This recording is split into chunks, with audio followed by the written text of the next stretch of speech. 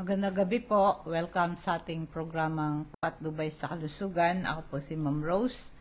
Ngayon po ay ating diskusin ang problema po ni Shirley. Ma'am, pakidiscuss po bakit ang tao ay laging dumidigay. Ang anak ko po kasi laging dumidigay ng malakas. Ano po kaya ang sanhi nito? Yan ang kanyang katanungan. Yung po kasing pagdigay, ito yung paglabas ng hangin mula dito sa ating upper digestive tract. Karamihan po ng mga dumidigay, lalo sa mga bata, nakakalunok sila ng sobrang hangin. Itong hangin na to ay hindi nakakarating sa stomach. Ito yung nag-accumulate sa esophagus. Yung esophagus, yung daanan ng pagkain. Mula sa bibig, pagka ito'y nginuya mo, lulunukin mo yung pagkain, dadaan sa esophagus. Pagdating sa esophagus, pupunta na yan sa tiyan.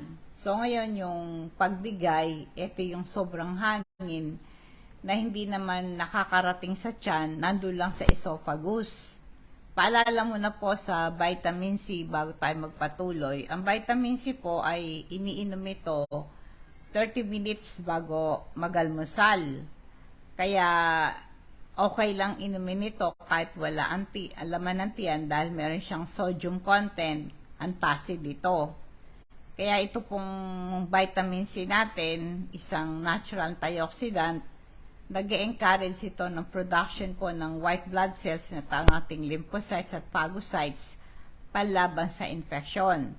Para meron tayong ready to use na gagamitin, may pang-abang tayo o sakaling may dumating na sakit sa atin, madali tayong gumaling at may panlaban na agad tayo. Pero samahan mo ng Super B complex kasi ang Super B complex meron siyang role meron direct impact sa ating energy level. Kasi kapag ang tao malakas, hindi siya nanghihina, hindi siya madaling talaban ng sakit at madali siyang gumaling. So para ang ating katawan ay madali tayong makarecover sa sakit, tsaka para din sa brain function natin at cell metabolism. Ito po para makuha mo yung adequate nutrients mula sa kinakain mo for proper digestion. Nakakatulong po yung Super B complex. Nag-i-improve din ito ng joints mobility. Tumutulong ang Super B complex sa production ng red blood cells para wag tayo maging anemic.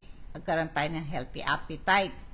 Inumin mo silang sabay 30 minutes bago tayo magalmusal. Kung interesado po kayo na sa mga items natin, pwede nyo kung i-message sa aking Facebook page, Patnubay sa Kalusugan. Sabihin nyo lang yung pangalan, address at cellphone number ninyo para ma-deliver sa inyong tahanan. Cash on delivery po ito, i-charge ang shipping fee sa inyo. Alam niyo po ba para makaiwas tayo sa paglunok ng maraming hangin na nagiging sanhi ng pagdigay, pag kumakain tayo, sarado ang bibig. Iwasan makipag-usap, o kaya yung tawanan habang ikaw ay kumakain. Kasi pagka bukas ang bibig mo, at salita ka ng salita, may tendencing nakakalunok ka ng sobrang hangin. Kaya iwasan mo yon. Ngayon, para mailabas mo yung hangin na yon, nandito sa esophagus mo, pwede kang iwasan mo rin yung pag-inom ng soft drinks at ng chewing gum, mga hard candies, kasi minsan pagkatapos kumain ay meron tayong sinisip-sip na candy. Kaya iwasan mo yon. Kaya malaking tulong po yung paghinga ng malalim. Bawa, kung gusto mong matanggal yung hangin na yon, yung para hindi ka digay ng digay, pasok ang isang butas ng ilong mo, sara mo. Pasok ang hangin, dahan-dahan. Pagkatapos, ilabas mo yung hangin sa pagitan ng ngipin mo. Hanggang maubos. Takpan mo naman isang butas, papasukin mo rin yung hangin dito, dahan-dahan. Pag puno ng hangin, i-release mo, dito sa pagitan ng ngipin mo. Hanggang maubos yung hangin. Ito po ay makakatulong para yung nalunok mong sobrang hangin, ito ay ma-release mo, no? At saka isa pa, maglakad-lakad ka, pagka naglalakad ka, ay nakakatulong ito para mailabas mo yung dighay mo. Isang reason din kaya ang nagkakaroon ng excessive burping or dighay, maring stress. Kasi ang pagka mga bata kasi may stress yan eh. Maring may stress sila sa school, may stress sila sa kaibigan nila, o kaya napapagalitan sila. Minsan meron silang gusto, hindi napapagbigyan, meron silang gustong bilhin, gusto nila, na-stress din yung bata. Kasi minsan gaya-gaya din yung bata, kung yung kaklase niya may ganung bag, may ganung gamit, gusto nila sila din. Syempre wala naman kakayanan ng magulang na ibigay ang gusto, nagko-cause ng stress sa kanila yon. Kaya yung pagdigay, meron ding sanhi yung nervous habit na tinatawag. Kasi pagka ang bata na stress at meron siyang anxiety, yung contraction ng esophagus sa halip na yung hangin ay yung pagkain ay mai-push doon sa tiyan natin, yung pagkain po ay bumabalik sa esophagus. Nagkakaroon ng contraction, nagiging irregular. Ang tawag po doon ay reflux. Yung acid doon to sa tiyan, sa halip na manatili doon sa tiyan para tunawin yung pagkain, bumabaliktad, umaakyat sa esophagus yung acid.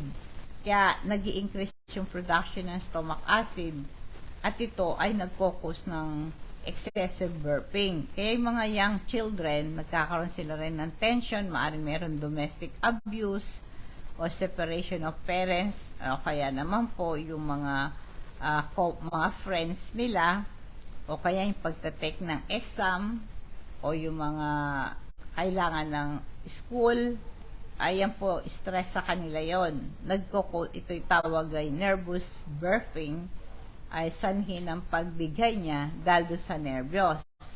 Kaya tulad na sabi ko, practicing yung paghinga na ng malalim para ma-reduce yung involuntary burping, mag-practice ng slow and guided breathing, o ito po yung hinga sa ilong, tapos labas sa bibig. Gawin mo to ng 10 times, alternate sa bawat butas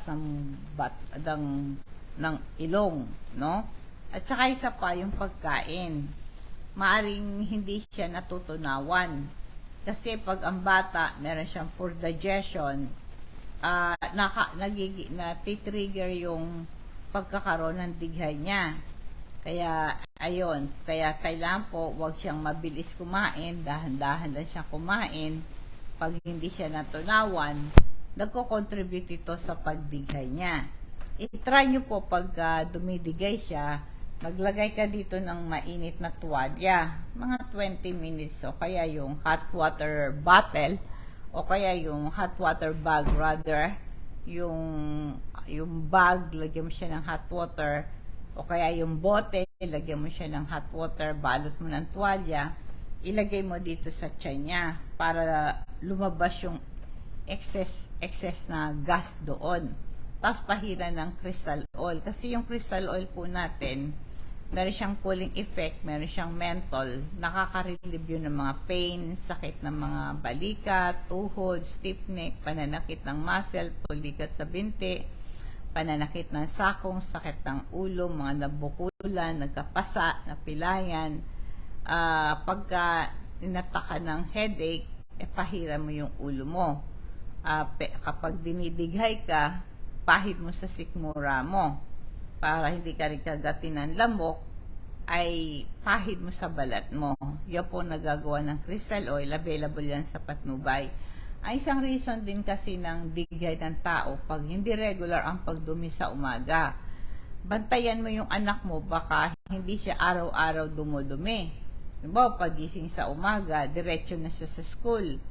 At nag-i-stay ng matagal yung pupo niya sa bituka niya. Pag ang dumi mo, hindi mo agad na ilabas, magkakaroon po ng fermentation sa colon. Yung fermentation na yun, magpuproduce siya ng gases. Yun ang cause ng dighay, no? Kaya yung activated charcoal, pero bigyan mo siya ng isang piraso pagising sa umaga, ito para ma-detoxify ang pasyente. Ito po ay charcoal ay very effective pang relieve ng intestinal gas, nakakalis ng kabag. At ang activated charcoal nagtatrap ng toxin sa bituka, ini-stop niya yung activity ng mga virus, pantanggal ng mga bacteria, mga bacterial toxin. Kaya yung mga harmful particles sa ating bituka o kaya mga bacteria sa ating tiyan, ito'y kanyang pinifilter out, tinatanggal yung mga harmful particles doon. Inumin nito 3 capsules pagkagising sa umaga, sundan ng 3 basong tubig na maligamgam kada 5 minuto, isang baso, hanggang maubos yung 3 basong tubig. Ngayon, kapag dinidigay, anong kailangan po? Bantayan yung kinakain. Meron mga friendly bacteria dito sa ating bituka na tumutulong para matulaw yung pagkain. Pag ang katawan mo ay meron siyang problema sa pag-breaking down ng pagkain, yung mga bacteria na yon magpuproduce ng gas. Kaya usually, dinadigest yung food in the large intestine. Kaya nakalink to sa intestinal gas. Kaya kapag hindi ka natunawan, kakabagan ka. Isang reason po yan, no? Kaya inulit ko, pagka yung mga friendly bacteria sa bituka natin, tumutulong sa pag-digest ng food. Kaya pag yung katawan mo may trouble sa pag-breakdown ng pagkain, mapapanis, mabubulok yun, kaya magpuproduce ng gas. Kaya mas maganda yung activated charcoal, inumin mo sa umaga, 1 hour bago ka kumain, inom ka ng warm water. At saka ang gawin mo din, pwede kayong yung bang lakad-lakad.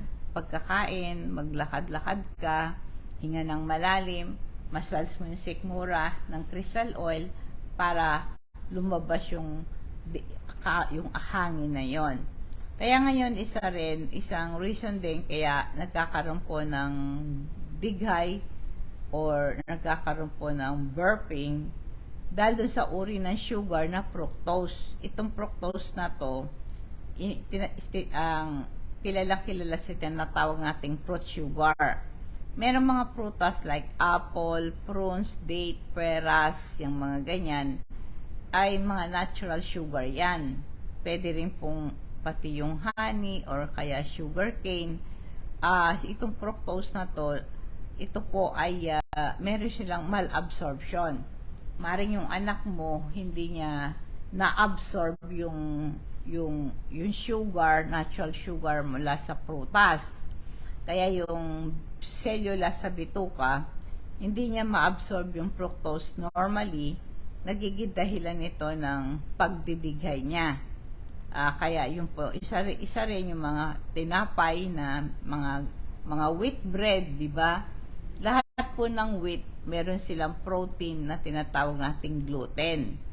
Ngayon, itong gluten na yan na nasa wheat, mga wheat bread, wheat product, nagkukos ito ng bloating, gas, and stomach pain. Kaya yung mga oat bran, no? Mga high soluble fiber, at pag hindi ito na-digest sa ating large intestine, bread, pasta, and maraming mga baked goods na may gluten, pag sensitive ang tiyan niya sa gluten na yan, yung protein part ng wheat ay kakabagan siya, no?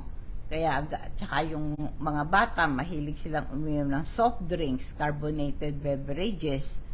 Itong carbonated beverages na to, meron silang dissolved na carbon dioxide, nagiging gas pag ito ay nakapasok sa ating katawan. Kaya pag lagi siya medigay, paiwas mo na sa kanya yung soft drinks, saka yung mga juices na nasa tetra, paiwas mo sa kanya. Yung natural sugar na nakikita sa gatas, yung lactose, ang mga tao merong lactose intolerance, ibig sabihin, hindi mo ma-digest yung sugar from milk. Kaya ngayon, kaya nagkakaroon ka ng diarrhea, gas and bloating after eating, lalo pag kumain kayo ng mga dairy products. Meron kayong lactose malabsorption. Usually harmless naman yan, kaya lang hindi ka komportable. Kasi konti lang yung enzyme mo na napoproduce ng ating small intestine para responsible sa pag-digest ng milk sugar. Kaya karamihan po ng mga Asian, kulang tayo ng enzyme, kaya hindi natin kayang i-tolerate yung gatas. Marami mga tao meron lactose intolerance, dapat i-give up yung mga dairy products. Ganon din po yung artificial sweetener, mga sorbitol na tinatawag, lalo po yung mga stevia, mga artificial sugar, no? Nagkukos ito ng gas and gastrointestinal discomfort. Ito pong mga sugar alcohol, mga stevia, ito po ay nagkukos ng bloating, gas, and diarrhea. Kaya itong mga sugar alcohol, ito po ay nagkakaroon, syempre, pagka hindi ka hiyang doon, kakabagan ka. Paalala mo na po sa ating lecithin. Ang lecithin po natin is good for the brain. Protektahan niya yung ating brain cell para hindi ma-deteriorate. Kung meron ka mang problema, tataas yung stress hormone mo na cortisol. Pagka miinom ka ng lecithin, ito po ay ang ginagawa niya, pinoprotektahan ng ating brain na tinatanggal niya yung sobrang stress hormone na cortisol at makaka-recover ka kagad-agad dun sa stress pag uminom ka ng lecithin. Ito po ay maganda sa brain, nervous system. Ito po ay tumutulong para maiwasan po natin ang Alzheimer disease and dementia, para ma-improve ang memory, speech and motor function. Mag-take po kayo ng lecithin. Ako po nagte-take ko ng lecithin umaga at gabi. Lalo syempre senior citizen na rin ako. Pati yung calcium para sa buto ko. Syempre pagka nagkakaedad tayo, humihina na yung mga buto natin. Pag maraming namamatay, mga aksidente sa loob ng banyo, nadudulas, nababalian ng buto. Ngayon para lumakas ang ating mga buto, i-maintain yung healthy cardiovascular system at mag-transmit ng mga nerve impulses, ang calcium po natin nagre-regulate ng muscle, nagpe-prevent ng muscle cramps at pinipigilan niya yung bone loss. Kaya tumutulong din ang calcium sa pag-release ng melatonin, kinakailangan sa masarap na tulog. Antacid din to at the same time. Kaya available to sa Patnubay, no? May mga simple step na para ma-solve yung problema nyo sa pagbigay.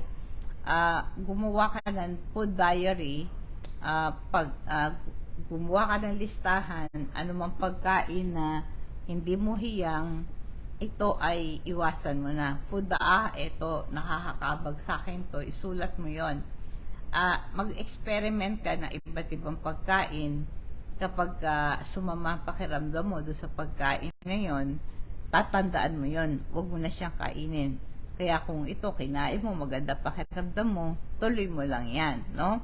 Kaya inuulit ko po, kung meron kayong burping problem, maaring meron kayong GERD. Itong GERD na to, ito yung acid mula sa tiyan mo, umaakyat yan sa esophagus. Kaya minsan din po yung pagbigay, merong mga bacteria dito sa atin na responsible sa stomach ulcer. Pagka meron kang stomach ulcer, may sugat yon, merong bacteria na H. pylori. Ito pong infection na to, nagkukos ito ng bloating, no?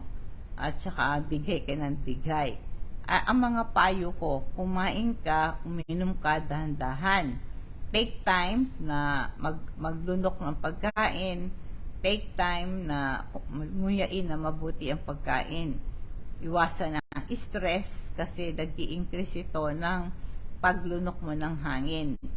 Alam mo yung drinking water, hot water, nakakatulong po ito sa pagdigay kasi ang hot water, nare-relax yung tiyan mo, tumutulong sa digestion, nale-lesser yung simptoma ng acid reflux pagka uminom ka ng warm water kasi yung warm water nadadalyos yung acid sa stomach, pinapanatili niya yung acid na na hindi matapang, no? Kaya inom ka lang, pag lumulunok ka, umiinom ka ng hot water, lumulunok ka, nawawala po yung acid na umakyat sa tiyan ay sa ating esophagus ay napapababa mo, no? Kaya po o kaya yung water, lagyan mo ng lemon or cucumber. Ako ginagawa ko po yung kalahati ng pipino, gagadgarin ko yun, no? Ilagay ko sa pitchel na meron pong naglalaman siya ng 4 na basong tubig. Pagkatapos nun yung kalahati ng lemon, pipigain, ihahalo ko doon. Pati yung balat, ihahalo. Yun ang pinakatubig ko the whole day. Pati yung pineapple juice with ice, yung lemon water, nakaka-stop ito ng burping. Yung pepino with lemon, nakaka-stop ng burping. Ganon din po yung pag-inom ng warm water. Pineapple juice, nakakapigil din ito ng burping. Kaya kung kayo po yung Yakult din po, maganda to sa digestion. Ang Yakult, ito isang dairy beverage na merong probiotic. Ito yung mga lactobacillus na discovery po ng isang Japanese scientist noong 1930. Yung daily consumption po ng Yakult, nakakatulong ito para ma-improve ang digestion at lumakas ang ating immunity. Kung meron kang gas, bloated ka, or digay ka ng digay, kailangan po nito, drink more fluid, especially water. Ang banana, ang saging, maganda po ito sa acid reflux. Kasi nga po yung banana, ito for stomach acid, very safe ito, meron siyang alkaline property. Kaya ito'y kino-consider, binabalanse yung acid sa stomach natin, yung saging. Mas ang kainin nyo pong saging yung overripe, no? Yung brown na yung balat. Kumakain po ako ng saging umaga at saka sa dinner. I-check mo lagi yung ngipin mo, baka pagka poorly fitting denture, nagkukusin ito ng pagsiwalo ng hangin. Tsaka mag-alakad-lakad ka, get moving, short walk after eating, para lumabas yung hangin. Yung pong omega-3 natin is good for your heart and blood vessel, para bumaba ang cholesterol, triglycerides, at para ma-reduce ang irregular heartbeat, para ma-reduce yung mga bara sa puso, ma-prevent ang blood clot. Ang omega-3 fatty acid, ito po yung maganda para ma-reduce ang panganib sa heart disease and heart attack. Kaya kung gusto nyo pong umorder nito, i-PM nyo lang ako sa aking Facebook page, Patnubay sa Kalusugan. Sabi niyo yung pangalan, address at cellphone number nyo para ma-deliver itong items na to sa inyo. Cash on delivery po ito, i-charge sa inyo ang shipping fee. Kayo po yung nanonood sa aking Facebook page, Patnubay sa Kalusugan. Kung i-share nyo po ito, i-follow and like para ito lumaganap sa akin namang YouTube channel, Rose Alfonso. Click nyo lang po yung subscribe, pati yung bell para ma-update kayo sa aking bagong video, no? Ngayon po dadako tayo sa ating food for thought, Psalms 25. Panginoon kong Diyos, inyo ako nananalangin at nagtitiwala.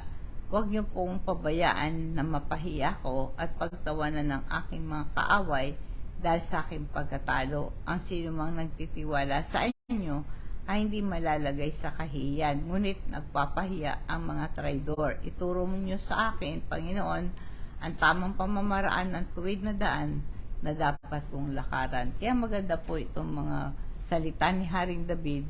Ito po'y magandang pagbulay-bulayan natin, gabay natin sa ating buhay Kristiyano. Magandang gabi po, nawa po patnubay at gabay ng Panginoon sa sumatin, and God bless us all.